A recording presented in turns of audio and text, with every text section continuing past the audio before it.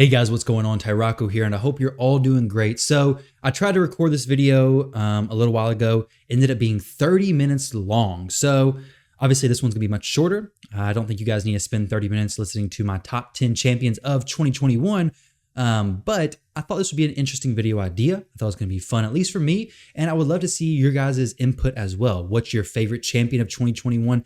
Not necessarily the champion who has helped you the most, like the champion who helped me the most could have been maybe Duchess. I don't know if that's true or not. Maybe Sify, but maybe those champions aren't actually fun for me playing. Or maybe that is. Maybe that's what's fun for you.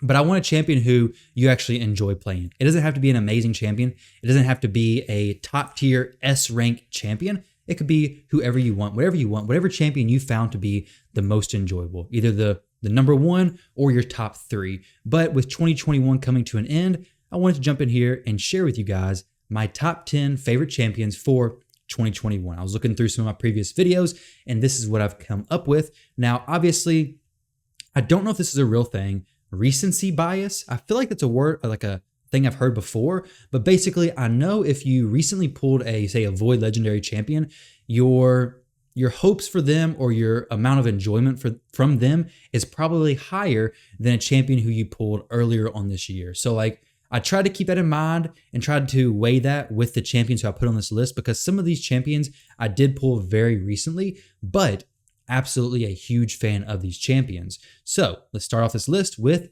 number one, Rio. This is a champion who I pulled fairly recently, but game changer for my account. Absolutely amazing. So much fun that I actually built two of them. Okay, one of them's fully booked, and oddly enough, the one I don't use as much is fully booked, and the one I do use is not fully booked. I need to switch the gear probably, but whatever reason, this is a messed up situation, or maybe I just booked both of them, but we'll figure that out soon enough.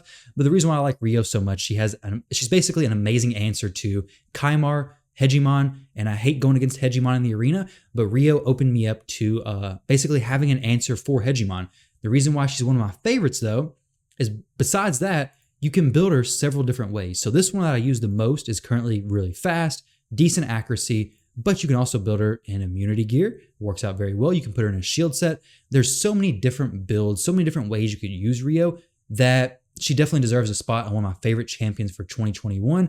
And if you look at my arena list, you can see that I'm definitely not making that up, and I use her a lot. Okay, so you'll see right here, Rio. I need to actually build that second one fast and just throw her in some of these teams, because obviously in 3v3, I can't use copies of these presets, okay? So I only have one copy in here so far, but 6 of my 9 presets have Rio in them, okay? So she's absolutely a super fun champion for me, very enjoyable, and helped my account in the arena quite a bit as well. The next champion is Kymar, okay? Now Kymar, he's one of those champions who, when you get him, arguably, in my opinion, this dude right here, Kymar, is the biggest game-changing champion. Now, that does depend on where you are. If you're very early in the game, Kymar, you're going to get him and he's going to be good. You're definitely going to use him, but he's not going to be as good if you pull him later on, where you have the pieces to make him work in speed runs and dungeons, in arena teams, and things like that within the game. When you get to that part of the game, he's so much better. Sorry. My wife just texted me telling me I need to be back soon, but we got to go to a party or something like that for Christmas. But nonetheless, we'll answer that in just a second. We got something important to do. But Kymar, absolutely amazing champion. Resets the skills on all allies, fills the turn meter, and strips enemies, making him an absolute monster in the arena. Currently, mine is built for 317 speed, 501 accuracy. Honestly, Kymar is one of those champions who, Plarium, if you gave me 5 copies of him, I would not complain one time. If you gave me 10 copies of Kymar, I don't think I would complain. No, I wouldn't complain. 10 copies of Kymar. I could have 10 copies of Kymar and be perfectly fine. You can use them in so many different builds, high resistance, fast, high accuracy, so much different stuff you can use for him. Very good base stats. It's crazy because he doesn't require very many books. Well, yeah, not very many books. He's an OG champion and incredible. Very, very good. Now, the next champion I want to talk about is Shendog. So Shendog is a champion who, if you look back on my YouTube channel, I have several videos talking about this guy. Basically, his passive ability is why he stands out. His A1, when he kills somebody, reduces the cooldown of his A3. His A3 hits like an absolute truck, really hard single target ability, then an AoE ability that does a lot of damage. A2, decreased defense and decreased accuracy. Hits hard on the AoE, definitely. But his passive fills his champion's turn meter by 10% every time they are hit. Occurs once per hit. So basically, I used to run him in a go second arena team. I had a Necrit protecting him. And basically, I would run Herndig very slow. He was like 123 speed at one point, but he was still keeping up with people who were like 200 speed almost, just because of how much turn meter boost he got. I had this as well, so he was getting so much turn meter boost just from being hit with those crits. And since he was so low speed, he had way high attack, very good crit damage, and was just destroying teams once he got a turn. Now, you do have to build a team specifically around him to do that. And to be honest, I don't use him very much anymore because I have different options that I like a little bit better. But an amazing champion who hopefully you went for the fusion. Hopefully you got him finished. His aura is very nice as well, but I really haven't used it. It's a good percentage, but honestly, it's hard to fit in, I feel like. And I kind of expected that to happen once I seen like when he was first announced. But this in arena battles is kind of difficult. But if you can make it work, definitely a very impactful percentage of attack to have, boosting Herndig, making him hit that much harder, okay? The next champion is actually the champion who I replaced Herndig with, and that is Leors, okay? Now, when I first got him, I didn't think he was going to be amazing. I had seen people use him in the arena, wasn't a huge fan, wasn't super impressed, but I also was attacking with Siphi and Solus. So when a Leors is countering and using his A3 ability, A2 ability, or whatever, when he's at 1% HP, when Leors is at 1% HP, basically he's doing 99% extra damage, makes him hit so hard. But when he's hitting a Solus who has increased defense and a pretty tanky team in general, that number doesn't seem that impressive. And that's what was happening. So also he probably had decreased attack on him as well. But when I got him and finally built him, he is an incredible champion. Basically, he's immune to stun, freeze, sleep, provoke, fear, true fear, petrification. Makes him a really good answer for Torments. Really, well, anybody who applies this, he's a really good answer. Kymar, doesn't matter. So good. And he hits very, very hard, especially if you're able to get him to take some damage. Keep that unkillable up on him. He's basically a Skullcrown on steroids, and he's one of those champions who in the arena, if you're going against him and you don't have a team that's built to take a hit from him, once you see his turn meter bar increasing and that unkillable on him and him at 1% HP, you're hoping and praying that the person who geared him did not gear him very well, because if they did, you're about to be one shot and your supposed or your assumed victory, you lose, okay? So Leors is definitely one of those champions who can give you a bad day very quickly, but one of the champions who is a fairly new pull for me, but definitely one of my favorite champions this year.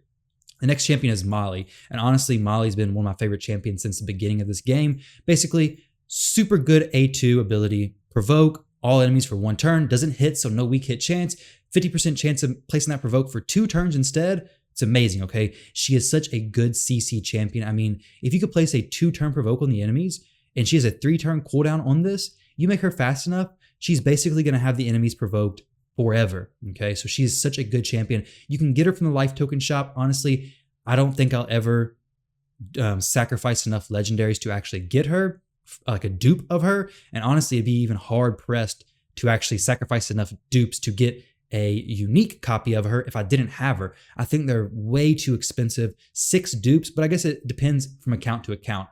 But Molly's other ability, I mean, she has a res, which is really good. This A1 ability, I don't even care about that too much. But this revives an ally with block damage, fills turn meter by 50%. But this passive ability is an excellent answer for enemy hegemons in the arena, Kymars, depending on your team. But obviously, you do need to build your team around this. But this ability fills a turn meter of all allies by 15% when this champion is hit. So basically, hegemon's going to hit her, more than likely, and she's going to boost the turn meter of all allies, allowing you to be hopefully catching up in speed with the enemy arbiters, teams that you may be slower than. Now you're going to be 15% faster, at least than you were before, so hopefully you can compete. Molly plus Rio in my current team compositions makes me be able to actually compete with those enemy hegemons who have like arbiter leaders who before I would have no option to compete with whatsoever. So Molly, definitely one of my favorite champions, and honestly, I've loved her since the beginning of the game. Such good crowd control, and even outside of arena, you can definitely use her. I used her a few times in Doom Tower this year because having a provoke that doesn't hit, so no weak hits, is really amazing, to be honest. The next champion is Seeker. Seeker is a champion who I literally changed my clan boss team around so I didn't have to use him in clan boss.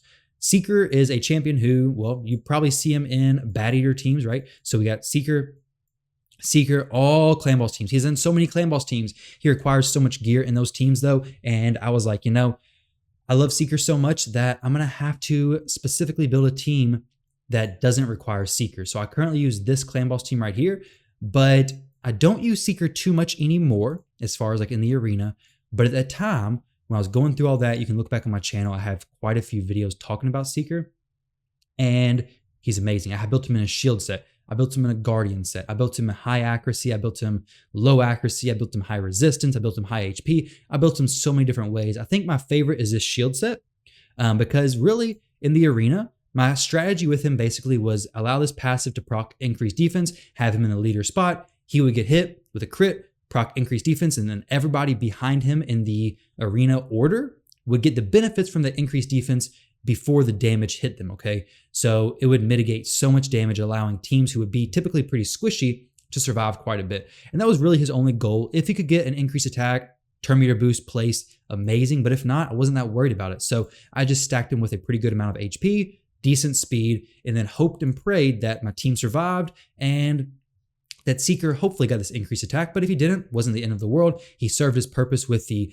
30% defense aura in the arena, plus the 60% increased defense boost to all allies when he's hit with a critical hit, which, I mean, if you're fighting in the arena, using him as a go second champion, go second team, the enemy's 99% of the time going to have 100% crit rate, right? Like nobody gears their champions with less than 100% crit rate, do they?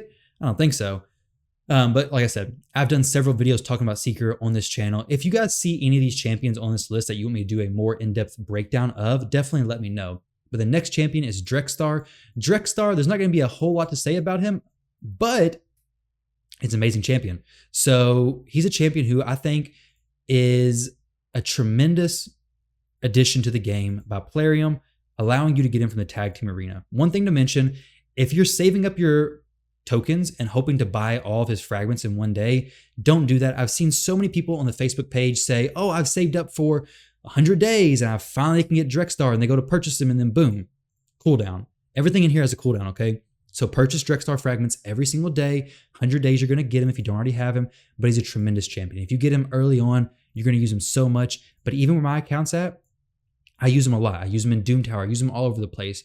He's one of these champions, though, that I don't have a ton of different builds for him. I've done some builds with him in Ice Golem Stage 25, duoing with Seal of the Drakes, which worked out very, very well. My current favorite build is pretty good resistance, pretty high accuracy, decent speed, good survivability, just a good all-around mediocre build to progress in Doom Tower, do those bosses that I have a hard time with. He just helps me out quite a bit there. I do have other answers for a lot of those bosses, but this is a champion who is a very fun champion to use because you can, if you get him early on, you can throw him into so many different stuff. You can throw him into your arena team. You can throw him into your spiders as a tank. You can throw him into all kinds of different dungeons. Very good with his provoke. The aura, if nothing else, the increased ally accuracy by 70 is tremendous as well for whatever you need it for. But definitely one of the champions who has to be one of my favorite champions in 2021. The next one is a champion who also, if you scroll through my videos, you'll probably see several on her, and that is Skullcrown. So Skullcrown was kind of the champion who kickstarted my love, I guess, for building champions with unique gear sets or like different gear sets.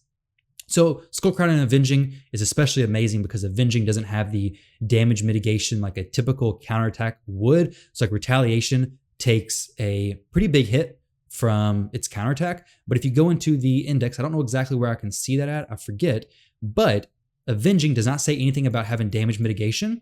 So when Skullcrown's counterattacking, when wearing an Avenging set, she's doing full damage, which helps out so much. Basically, Skullcrown, the idea here is they're going to hit me with a crit. Skullcrown's going to counterattack. She's going to have unkillable. She's going to do a ton of damage, and the enemies are going to be like, what the heck? What the heck happened? I attacked this Skullcrown.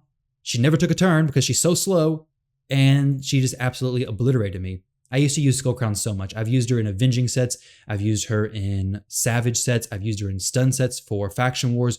One of those champions who you will not regret investing in her whatsoever. She hits very, very hard. I used her as a nuker for a long time until I got, I think, Ray and Herndig. I was using Skullcrown all the time. I was even using Skullcrown when I had those champions because she's not weak affinity to anything. So if you have a Skullcrown, if you haven't tried Avenging set, I definitely recommend it. Give it a shot. When it does counterattack, it's nasty. It does so much. She does so much damage, and she's such a fun champion. One of those champions who, like I said, kickstarted my love for trying out different gear sets, trying things that may not be like right in your face obvious, like throwing her in a savage set, letting her hit pretty hard, which I do have to say, Avenging is kind of an obvious pair for her, but nonetheless, very, very fun champion. Definitely one of my favorites. You can see her in several videos throughout my channel and a lot of different Go Second teams, a lot of different regular arena offense teams, but very, very solid champion in general. The next one is Skytouch Shaman. I keep having my nose itch, daggone. The Skytouch Shaman is a champion who I've done several videos talking about. I have her currently in immunity gear, but before I've tried her in shield set, I've tried her in frenzy gear, I've tried her in a lot of different stuff. Stun set I've even seen. The A1 ability, having stun go off, is very solid. AoE ability, which keep in mind, don't bring her into Agrath. She does have a cleanse, which is very, very nice for getting rid of those poisons, but her A1 ability attacks all the little spiderlings and you're going to die. That's all there is to it. You're going to die. When those spiderlings hit you, it's over basically. But she has such huge heals that come from this passive ability. And if you throw her in immunity, she's not going to get the decreased speed. She's not going to get the fear. So she's going to have a few turns of being able to get those big heals off. If she's taking damage, being able to do block debuffs, revive on death, just an overall amazing champion, okay? And if I didn't have Rio, I would still use Skytouch Shaman a lot. I don't use her as much anymore because I have Rio. I have other options. But a champion who, at the beginning of this year, I was using all the time. I have several videos on this champion as well throughout my channel and Go Second teams in different areas of the game. One of definitely my favorite champions in the year 2021. Last but not least is Sandlash Survivor, another champion who is in Go Second arena teams. Throw her in the back, where Seeker you throw in the front, Sandlash Survivor you throw in the back. She's gotten some love this year for Clan Boss. Also, I use her in the Magma Dragon. I don't use her as much in the arena anymore, but I have a video specifically talking about a team with Sandlash. And for a long time, I used actually Seeker in the lead. I had Skytouch Shaman. I had Sandlash in the back, and I had Herndig. I believe I used that team for a little while. I had a few different options instead of Herndig. I think I used Skullcrown in there instead of Herndig as well. A team that I enjoyed, a team that I used as a Go Second team. Eventually, I did get Necrit and replaced Skytouch Shaman replaced Necrit in place of Skytouch or Sandlash Survivor. I took out Sandlash Survivor and put in Necrit. We're going to get the point across eventually, but for the time being, before I had Necrit, Sandlash Survivor did so good. This ability, 50% ally protection buff on all allies for 2 turns when any ally's HP drops below 50%. Also, block damage buff on this champion for 1 turn. Makes her amazing. You can throw her in high resistance, make her really slow. She'll place block damage on herself and be one of the most annoying champions in the game because you'll never be able to get that block damage off unless you get lucky or she takes a turn, but she can be a very annoying champion. I'm trying to build her right now to throw in the arena, test her out, build her up in some way, but I haven't used her in a little while. She's a very fun champion, makes for a very good Go Second arena team. That's going to be my top 10, my most favorite champions for 2021. Let me know down below what your favorite champion is, maybe what your top 3 champions are. And yeah, it can be something that carried you through the game or it can be somebody who you just have a lot of fun playing. I mean, if your favorite champion's Bully, then hey, go ahead and put Bully down below. Nobody's going to judge you. But with that said, guys, thank you all very much for watching. Thank you for watching till the end. Hopefully this video, it looks like it's going to be about 20 minutes. Hopefully it comes out shorter than the 30-minute one that I did earlier. But either way, thank you all very much for watching. Don't forget to like the video if you enjoyed it, subscribe to the channel if you haven't already, and I will catch you all in the next one.